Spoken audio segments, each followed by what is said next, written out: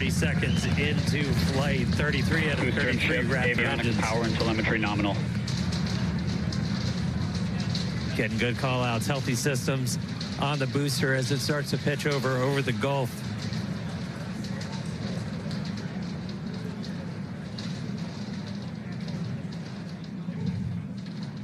All right, we're a little over 1 minute into flight, about to pass through max Q. Max Q. All right, so we are through the period of maximum dynamic pressure, max stress on the vehicle as it continues to fly. Our next major event is going to be hot staging, which is happening in just over 90 seconds from now. To get ready, the booster will shut down all but 3 of its Raptor engines. The clamps holding the 2 stages together will release, and the Starship second stage ignites its engines. The ship then separates from the Super Heavy booster and heads to space. At the same time, the 3 engines still firing on Super Heavy will flip the booster around. 10 more engines will ignite for the boost back burn, putting the first stage on the path for splashdown in the Gulf. As we mentioned earlier, the hot stage will be jettisoned for this flight, and that should occur just after the boost back burn. So we're about to shut down the first stage and perform hot staging. So let's just watch and listen.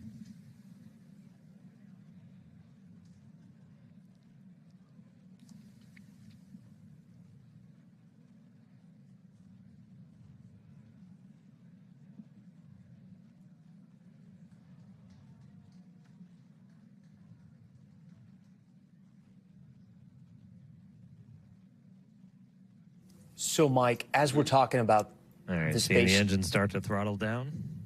As we're talking about Starship, we're just listening as well.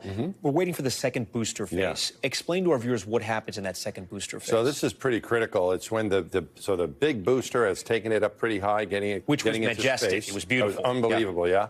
And so now that engine shut down. And here it is. Yeah, now the Starship is going to separate and go on its way. And then that big booster is going to come back. So that's this is a critical moment here to make sure that separation happens, and then they light that engine on the ship.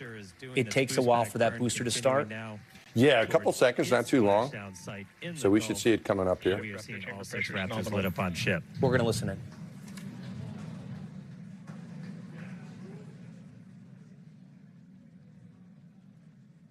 You heard them report ship chamber pressures nominal, so that chamber pressure, just that expected thrust level in those Raptor engines on the ship.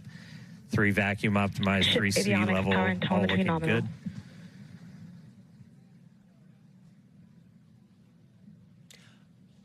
Mike, all the cameras that we're seeing here, this is what SpaceX is looking at as well, right? They're also studying these. Yeah, it's interesting. If you remember, back in the shuttle days when we had an accident, we started loading a lot of cameras on the vehicle, and they're used for analysis. They're used for engineering. And so the technology advancements we've had in cameras over the years, Tom, has really helped us in checking things and making sure things are going well and analyzing afterwards. Speaking of things going well so far, Mike, it looks like things are going well for this launch. Yeah, so far so good. Headed towards the Gulf. It's not going to be quite as an aggressive of a flight down. We relaxed that angle of attack a little bit, but we are then going to be looking for it to do its engine tests for the landing burn, and those are going to be a little unique this time. Yeah, typically we start with all 13 inner engines lit for that landing burn and bring that down to just the center 3. But one of our test objectives for today is to simulate what an engine out situation would look like. So we're going to be intentionally turning off one of those center 3 and instead lighting one of the engines from the middle 10 ring. Yeah, Mike, go for it. You want to translate this for us? Yeah, so what we're seeing is basically now we're looking at, we're going to be having 2 spacecraft. One that's coming back, the booster's going to come back. And that's where they ran into trouble the last couple of launches, but it's almost on purpose. It really is this is a test flight, so they're kind of pushing the boundaries of what the vehicle can do. And so they mentioned they're going to be using a slightly different, not as aggressive angle of attack on the entry. They did a pretty aggressive one at its limit last time, and that's when they lost the booster, but that they learned a lot. So now they're going to slightly decrease that angle, and we'll see if the booster can make it back down to the Earth. The booster comes down into the Gulf. It's supposed to fall down to the Gulf. That's right. But the rocket will not. No, the ship, the top is part now of it, arcing over the Earth. Right. That's going to keep going, and it's got its whole test plan where it's going to deploy those satellites Tom mentioned. Right. and they're going to do a re-entry burn and try to enter that vehicle successfully over the Indian Ocean. Tom, I want to bring you in here as we watch this. You know, it never gets old to kind of see the technology and to see what man is capable of. And in this case, you know, private space companies like SpaceX and what they're trying to do.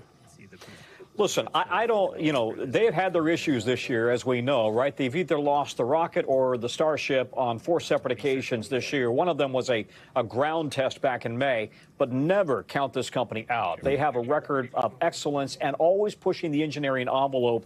33 Raptor engines were on the bottom of that super booster that you saw, and I noticed every one of them was firing perfectly in sync as it lifted off. That's critical. 6 engines are on the bottom of Starship as it heads into space. 6 minutes, 26 seconds now. This is at about the moment when we have the super heavy landing burn shut down as it approaches the water. And then separately, we're going to be watching very closely as Starship itself, again, that's the top, what would be the compartment for astronauts one day, it continues on into a suborbital orbit. And you're looking at the Gulf of Mexico right now as we see splashdown. Here we go. And the booster has splashed down. Tom, the booster there, we saw it sort of light up a little bit. It lit the Gulf, and we saw that the currents. Was that to slow it down? Exactly. And I just want to reiterate, you know, SpaceX has a history, and they've virtually trademarked this action where they bring back their booster rocket back down to the pad, right? We've seen that for the missions that go to the space station. In this case, though, they have brought the same type of booster down, and then it's grabbed by chopsticks, if you will, at the pad in South Texas. That was not the intention today. Intentionally, they wanted to try a special maneuver. How could they try to move that booster around as it descends in the event? They want to come up with scenarios. How do they respond in the event they have a malfunction? So this was planned, kind of giving it a flip, slowing it down, and putting it down into the Gulf of Mexico or the Gulf of America. So it went beautifully. And now we're at coming up on T+. 8 minutes or so, and we're going to be watching at 8:57 when Starship's engine cuts off in space. We're about a minute away from that happening, Mike. As you watch this right now, we can see the Starship. Is it correct to say the capsule, or are we still talking about the rocket here? I wouldn't call that thing a capsule. Okay. It's massive. The ship. This is the ship. Call it the vehicle, or the vehicle, as SpaceX is calling it. The vehicle is up there now, orbiting our beautiful planet here. Hard to make out what this camera angle is showing, but we know that the arc of the rocket was headed towards the Indian Ocean. Correct. Yeah. So that's the direction they launched. And the plan is, you know, about 45 minutes into from the launch, from when they launched, 45 minutes into the flight, that's when they're going to start re-entering into the Earth's atmosphere, firing some engines, doing the deploy of those satellites first.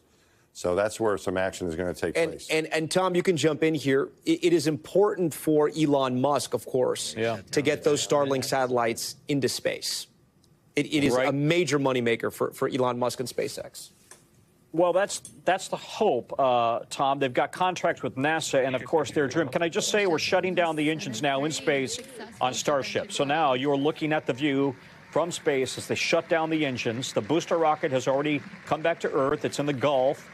And now we've got Starship that's beginning this suborbital flight. The next big move will be at 1828. So T+ 1828 when they deploy the payload of dummy satellites. But to your point, yes, listen, this is NASA, as it relates to the whole SpaceX and NASA relationship, right?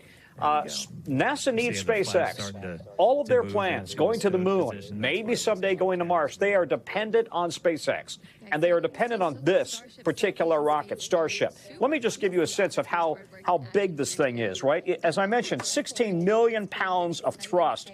And that is much more than the Saturn V rocket that lifted Apollo astronauts to the moon. This is a monster rocket. And it needs to be so. Now, Mike teaches all this stuff at the university level, but it needs to be so to break through the Earth's gravitational pull and then be able to go on carrying a much heavier load. Yeah, Mike, when you are in a vehicle like this, when you were in space like this and you're rounding Earth like this, just looking at it, you can get a little dizzy. When you're inside and you're seeing this, what's going through your head? When you take a look out the window? Yeah. Well, number one, if you've had an engine cut off like they just had, you're in space and you've made it. So that's a good sign. And then the view of the planet is just glorious, Tom. It's like looking into heaven. It's hard to describe in words, except that it's we're living in a paradise. And when you see it from that vantage point, yeah, I think you see it in its true beauty. And that's what we're able to see with these cameras. As we're going into night now, so it's going to be getting dark out there, but it's just an incredible view. There are a lot of steps still tonight that as Tom has laid out for us, but so far this has been a success for SpaceX, which had been in the news a lot because of what had not happened, but also because their founder, Elon Musk, was busy working with President Trump, working with Doge, and people were concerned he had gotten his eye off the ball. But we saw him there yesterday. Yeah. Assume he's there today. I think so. I'm sure Tom would know better than we do. But so far, so good for SpaceX tonight. Yeah, and they've got a good team there. Bill Gerstenmaier is their head of operations. He used to do that for NASA. He's a good friend. He's a great guy. They've got a lot of very competent people there. They have a great team, great company, and doing some really exciting things. We thank you for watching, and remember, stay updated on breaking news and top stories on the NBC News app or watch live on our YouTube channel.